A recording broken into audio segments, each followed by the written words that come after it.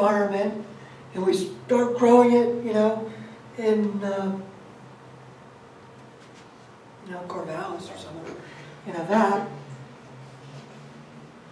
all those farmers lose their livelihood in a very, also a fragile economy. So you can't win. Sometimes you can. Big data. It's just a story of Just Mayo. Has anybody seen that new vegetarian or vegan mayo? What they did was they created this huge database of foods, crops, different plant materials, and indexed all like the amino acids and compounds in each one. They said, what do we need to produce eggs, the proteins to make a proper mayonnaise? They just ran it, and the punch cards popped out, and they're just like, it's this yellow pea has the protein you need, and add it with this and that, and boom. And I did a blind taste test. I prefer the Just Mayo. Really? It's good. It's good. It's really good. And then synthetic and in vitro meats and cheeses. Some of these they'll be using these, but again, protein is the bottleneck. So that's in vitro meat. I don't know if that's ever going to go. There's a boatload of hurdles, but we'll see. Plus, I think there will be just plant-based, and it's good. We're going to see it in sausages, and like you're going to get a pepperoni before you get a steak. Although the burger, the Impossible Burger, is supposed to be impossible to detect. Yeah. The Mars One through the SpaceX group, their Mars project, they're planning on either printing or synthetically generating protein on Mars, if and when they ever actually do make the colonization. That seems to be in some of the works. That stuff's moving so fast now. Let's see here. As far as I heard recently, 13 years, or within 13 years, we'll start training construction crews to go. I had heard 13 years, 6 months. Yeah. I got these emails back that said, so give us my resume too. Because I'm getting a little bit sick of the Trumpisms here. So, Just Mayo. This is the Impossible Burger. What they did with the Impossible Burger is, again, they used big data to figure out what are the elements we need to, because, I mean, at the end of the day, hamburger's a collection of compounds, right? You put those compounds together, you got a hamburger. Just like with potato and wheat and blah, blah, blah. The X factor is the blood flavor, the heme is the protein liquid. And they discovered they could get it from plant sources like soybeans, but it was too expensive, like to take all these soybeans and crush them just to get the heme, and then you, like the environmentally friendly burger, you take all the soybeans, then get, take what you need, and then you have all the soybean waste. What they ended up doing is engineering yeast to just produce heme. So there's that, and then this is a project. This is the real vegan cheese. I don't think it's passed. It's still like in the Indiegogo or fundraising stage. They want to engineer yeast to produce milk proteins, produce milk, make cheese. You have cheese that is cheese, but also vegan. It's like light, it's a wave and a particle.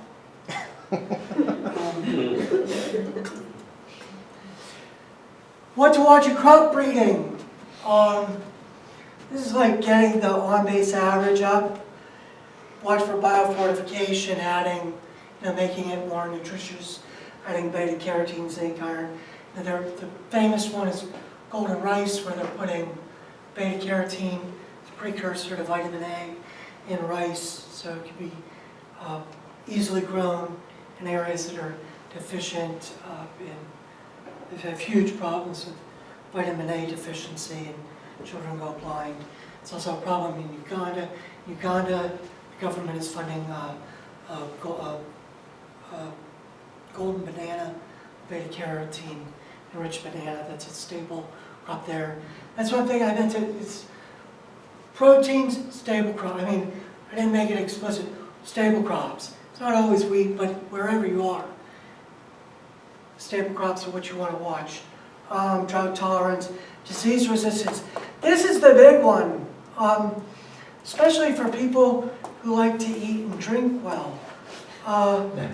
Because the crops that are most vulnerable to the disease are the ones you can't swat. Like the disease comes, okay, we'll plant something else. It doesn't work with an orange grove, apple orchard, banana plantation, cacao grove, coffee grove, grape vineyard, right?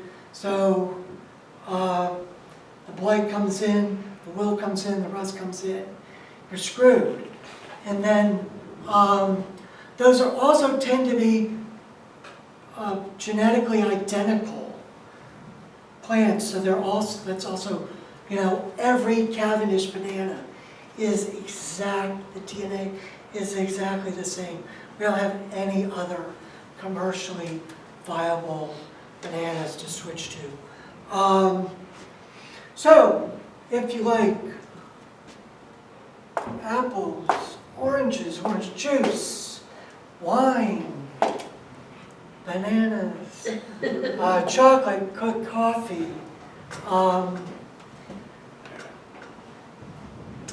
disease resistance is going to be a big deal. The big swing for the fences is speculative stuff. May or may not get there, may just be too hard. Nitrogen fixation, again, that's really like plants that fix their own nitrogen don't really fix their own nitrogen. They have a symbiotic relationship with soil bacteria in their roots, their root nodules, where they do this trade that, again, I understand, but not well enough to explain it to other people. That's going to be a tough nut to crack. If we do, that's the whole, you know, this lecture probably references like 6 different holy grails.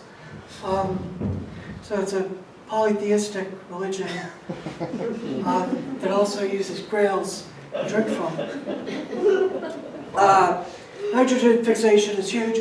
Speeding up photosynthesis is another massive move. Yield is how much biomass can you create in a certain amount of space.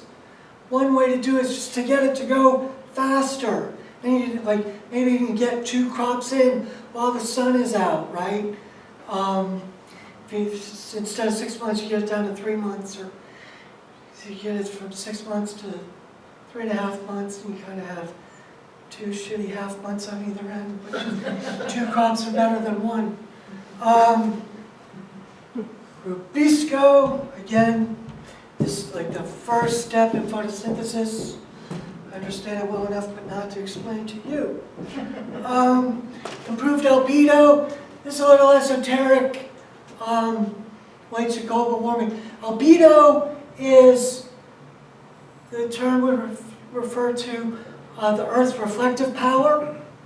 So, sun comes in, we reflect it back, less warming, instead of absorbing that energy.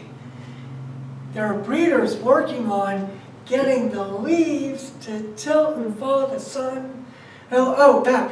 One way to speed up photosynthesis is to, I read about this the other day, really fascinating, is there's the plants react to the sun. Cloud comes by, they shut down. Cloud goes away, it takes them 45 minutes, an hour and a half to kind of get back up to speed. They're working on just cutting that down. Improved albedo. Can you change the tint of the leaves? Can you change the angle of the leaves or how they fall in the sun to reflect.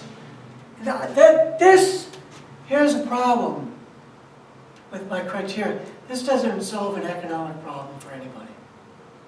So it's technologically really hard nut to crack, and then there's no commercial application.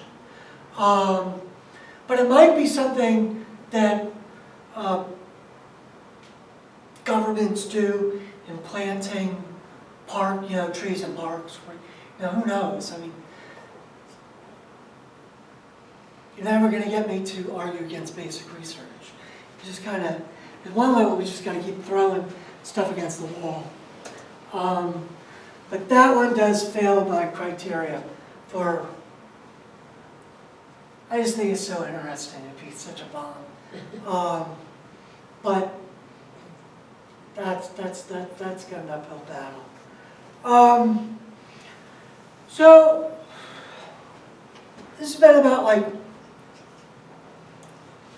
why this innovation but not that innovation. Like when people are all excited about vertical farms, I'm not.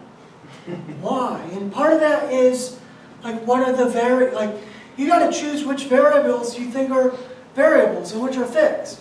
Like with bugs, eating bugs could lower our footprint. But I think for the most part, one person sees culture as a variable. I kind of dial it in as a constant. I don't know how much that's going to move. So you got to make an assessment there. Political will, culture, just path dependency. If 40,000 farmers have invested $400,000 each in combines, we're not going to suddenly switch to agriculture that doesn't involve combines anytime soon. So some stuff's just kind of locked in. There's corporate pushback on change. There's also, you got to figure out the variables. So, how are we doing for time? Take 30. Take it. Oh my. Okay. So what'd that take? 35 minutes to get to here?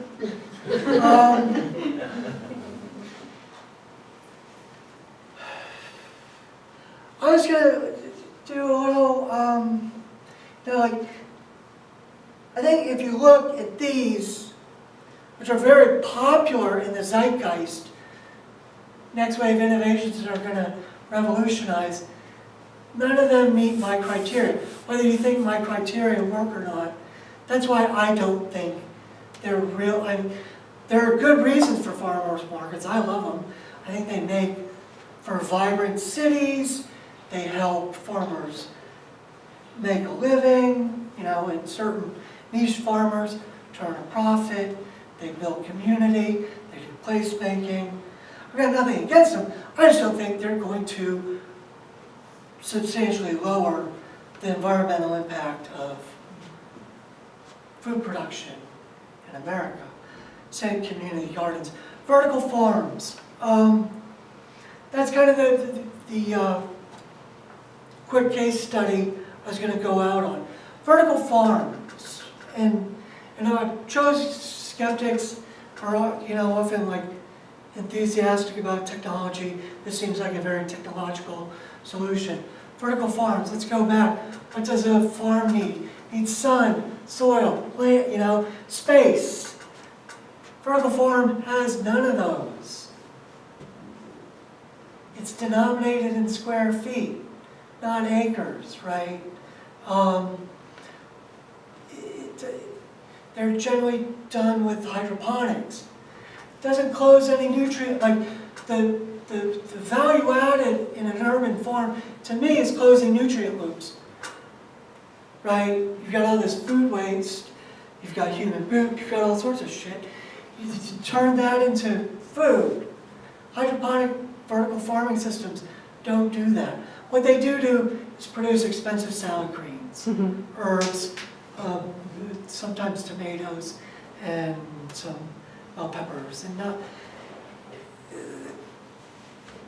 they're good at turning water into food.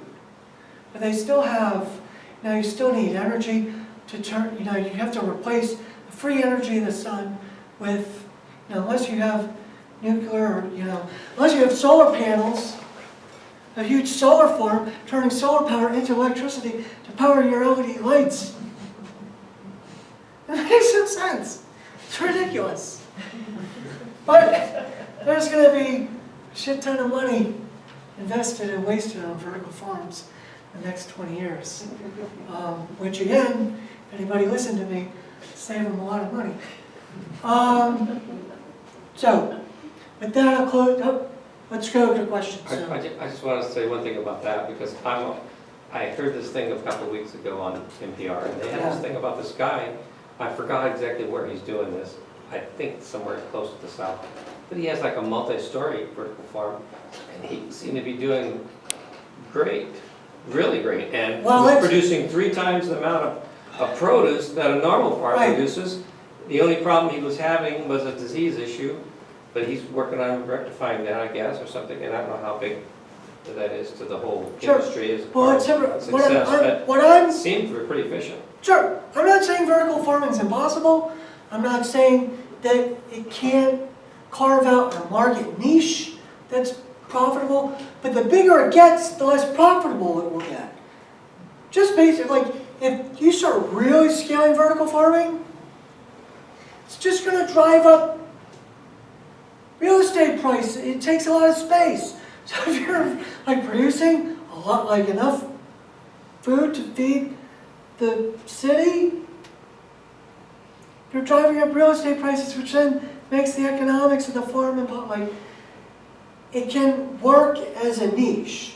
My criteria is whether it can scale to be impactful and significantly change the food system and reduce the environmental impact of food production in a way that really moves the needle. I mean, and I'm talking like moving the needle is 1% or more. If it just fails that test, because he's not growing corn or soy, he's not even growing barley, lentils, garbanzo beans, oats, things that could substitute. He's not doing calorie crop or commodity crops where we get our bulk of our energy from. There's no doubt in my mind, there will be some people who make money on vertical farms. But it's like that, it will only go, like, Portland will only be able to sustain 1, 2, maybe 3 large vertical farms that will constitute 20 acres of farming. So you're basically saying that there's more crops they can't deal with under those circumstances than otherwise? I'm saying that there's limited crops that they can do.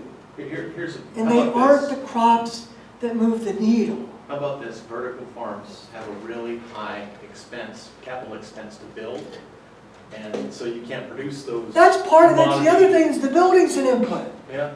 If you build it, they are building some. Others are being installed in old buildings.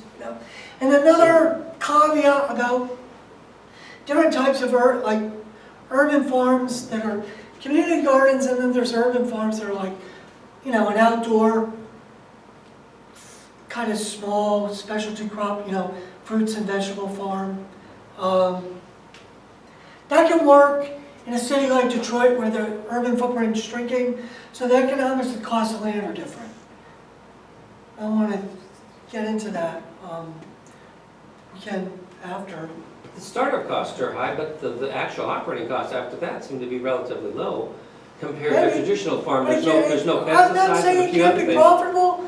I'm not saying people aren't going to. They're never going to grow cereal crops vertically. Right. I'm just saying it's not going. In terms of the criteria that I'm interested in, I have no doubt. Like, people can make a living doing anything they want, and I want people to flourish and find productive work that makes them happy and fulfilled. If that's working for that guy, I take nothing away from it. But don't tell me that vertical farms are going to significantly lower the environmental impact in the food system. They aren't because they can't. Okay. Yeah, the only crops that really make sense for is those super high value crops, basil, Yeah. tomatoes. So you mean you can put those in there, but that's Right. a small piece of the problem. Yeah. Okay. So open for questions. So I noticed your filters, at the very beginning, the second, third slide, when you talked about your 6 or 7 ways that you look at it. You didn't have oil on there, peak oil. Oh, the big challenges. Yeah, your big challenges. The filter that you look at these Right. technologies through. I think of Because energy is a huge input on about 4 or 5 of those items Sure. on your bullet list. So.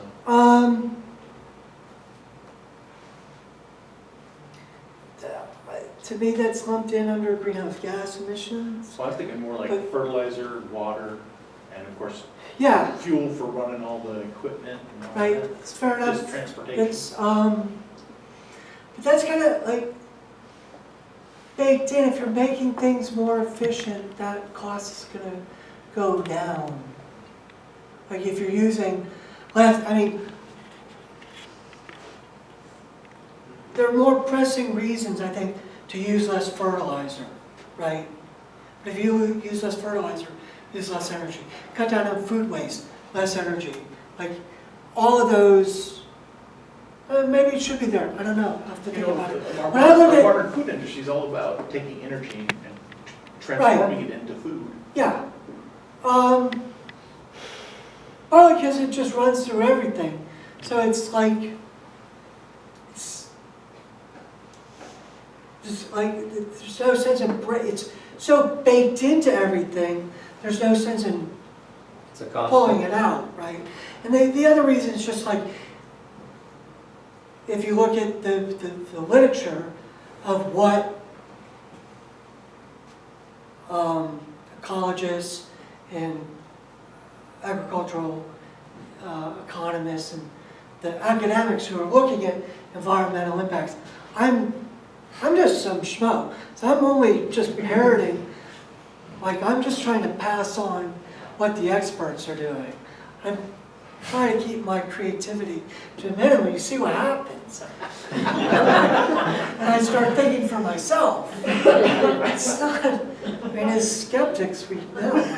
Thinking for yourself is dangerous. You should, part of skepticism is learning how to stop thinking for yourself. Or knowing how to have really good data. You have to stop thinking for yourself in very critical and creative ways. Generally, the experts, energy use, because it's kind of baked into everything, so I'm not disagreeing with you. I'm trying to, I don't know, maybe it's an absence. I should think about working it in. Well, it would simplify your chart considerably if you If I went to 7. took all those factors and make them into just energy. oil.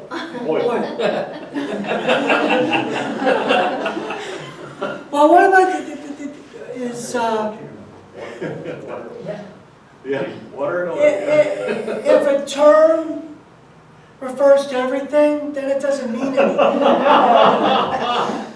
Because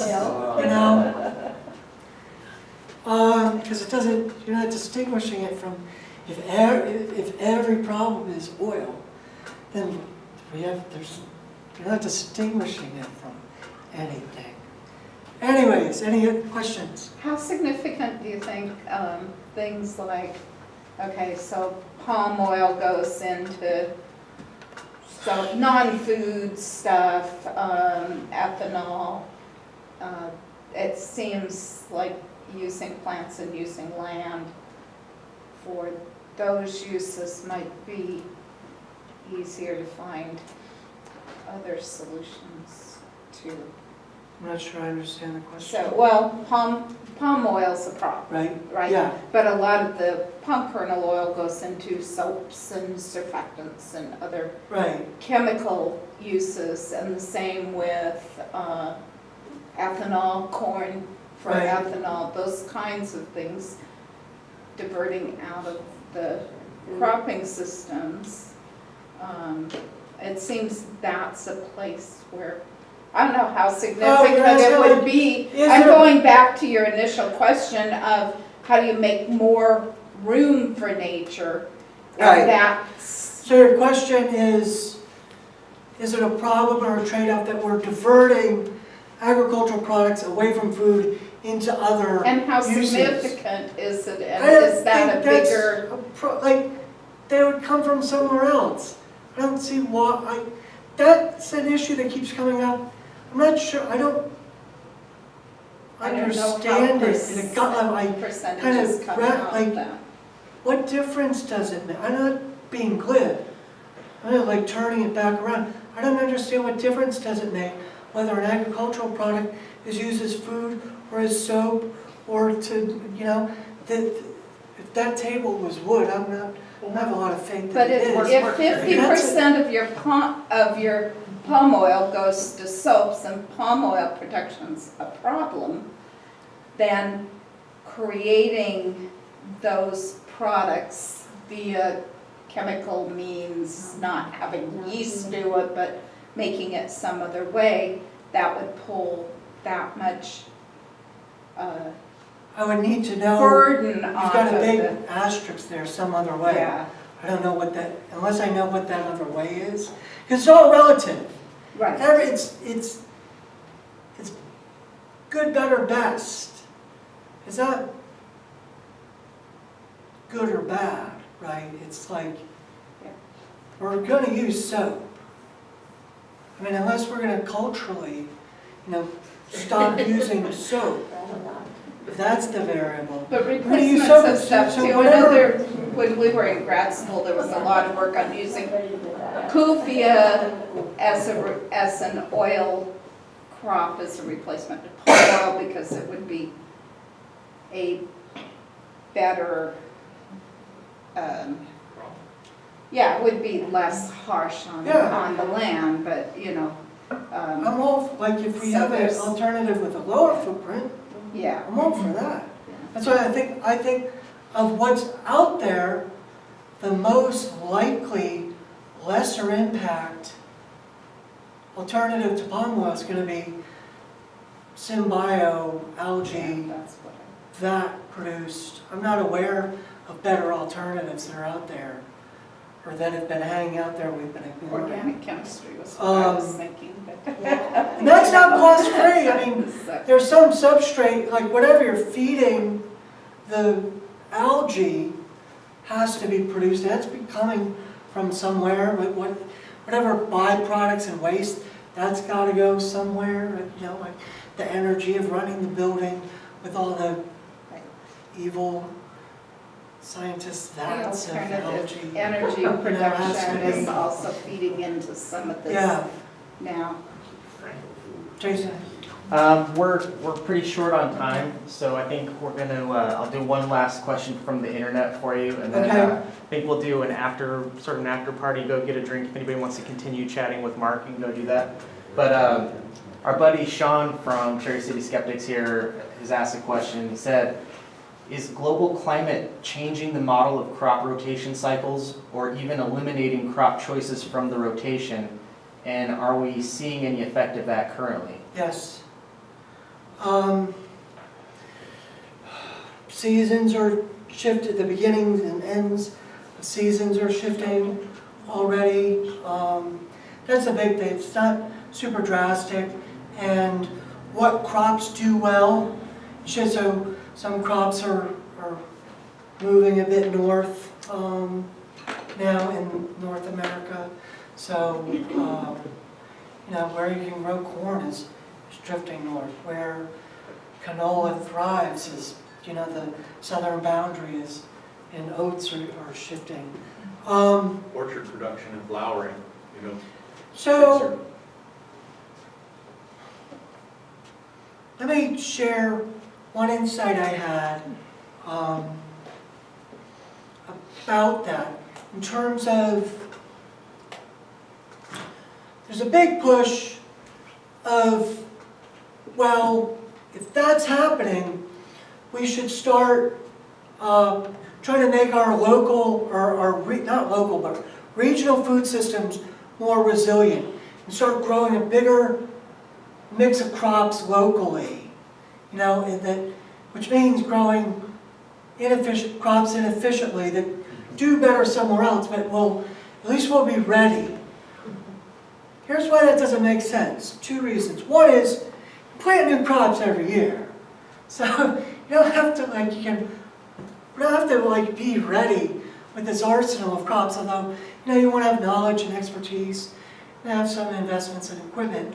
But it's not like, it doesn't take, you know, a generation to learn to start growing oats, you know, in your neighborhood.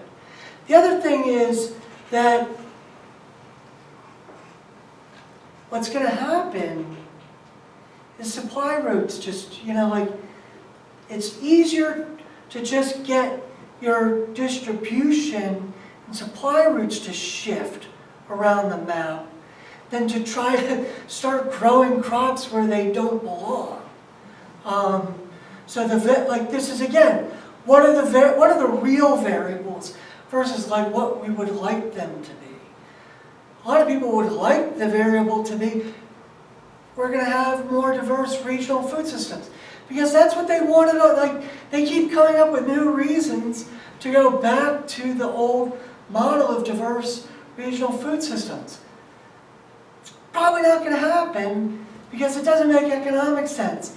If you start growing oats someplace where oats don't grow that well, you're going to get beat on the market by Canadian oat farmers. You can't compete with them.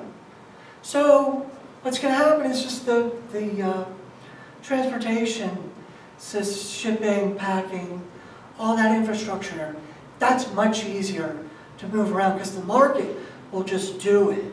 That's something, you know, I love markets, but I also think there are things markets aren't so good at, government as well. But one thing markets are good at is responding to that kind of information, you know, prices are, you know, crop yields, oats are moving this way, canola's moving this way, corn's going that way. They just move. That's it. Yeah. Another thing too, if you do that and you start selecting plants for that local environment, if the environment is continually changing around you, those plants selected for that area may not work anymore fairly soon. Yeah. I have peas I've been collecting and selecting now for several years now, and all of a sudden it's like, well, they produce beautiful set pods, really nice. But it's clear that I may be setting myself up for a fall or a bad summer. I also don't want to underplay the gravity of the situation. There are parts of the world where, you know, for farmers who are not in advanced industrial democracies, where they have non-resilient food systems and they're operating on a shoestring, it's going to be devastating when their staple crop doesn't work anymore and there's not a new staple crop. Here it's okay, like if we stop